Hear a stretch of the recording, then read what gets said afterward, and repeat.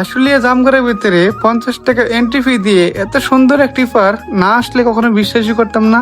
পার্কে কিভাবে আসবেন, লোকেশন কোন জায়গায়, সবই বলবো আজকের এই ভিডিওতে। বাসার সামনে থেকে অটো রিক্সা নিয়ে চলে আসলাম জামগড়া আসার মাত্রই বৃষ্টি পড়া শুরু হলো। আপনারা প্রথমে চলে আসবেন জামগড়া চৌরাস্তা।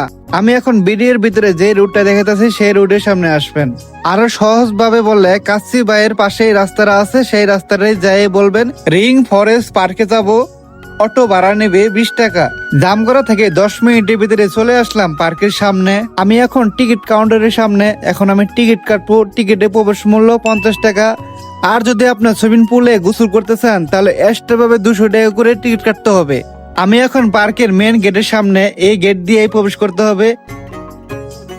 আমি এখন পার্কের ভিতরে প্রবেশ করে দেখলাম ডান পাশে একটি ঝর্ণা, আরো অনেক সুন্দর ছবি তোলার জায়গা।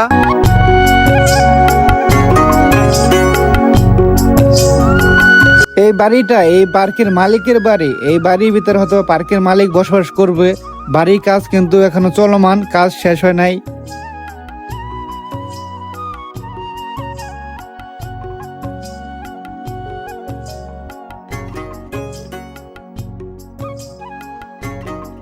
পার্কের ভিতরে ছোট বাচ্চাদের খেলা করার জন্য অনেকটি রাইড আছে।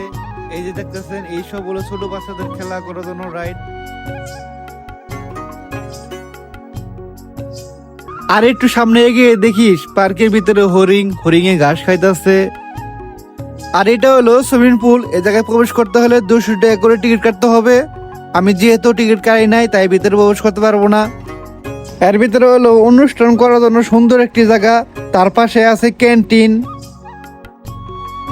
বালু সিমেন্ট ইট দিয়ে কত সুন্দর করে একটি ব্রিজ তৈরি করছে। ব্রিজটি আমার কাছে অনেক ভালো লাগছে।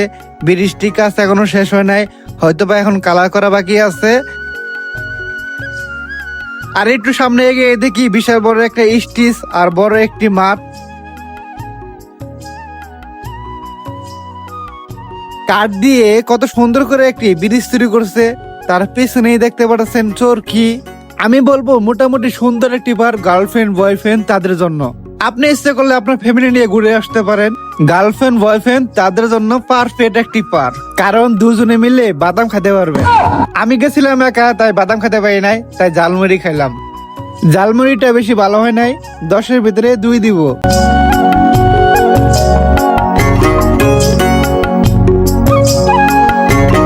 অনেকক্ষণ ঘোরাঘুরি করলাম, এখন বাইরে হয়ে যাব। তো ভিডিওটি কেমন লাগছে আপনাদের কাছে অবশ্যই কমেন্টে জানাবেন। যদি ফেসবুকে দেখেন তাহলে অবশ্যই আমার পেজটাকে ফলো করে রাখবেন। আর যদি ইউটিউবে দেখেন তাহলে অবশ্যই আমার ইউটিউব চ্যানেলটাকে সাবস্ক্রাইব করে রাখবেন। সবাই ভালো থাকবেন, সুস্থ থাকবেন। আল্লাহ হাফেজ।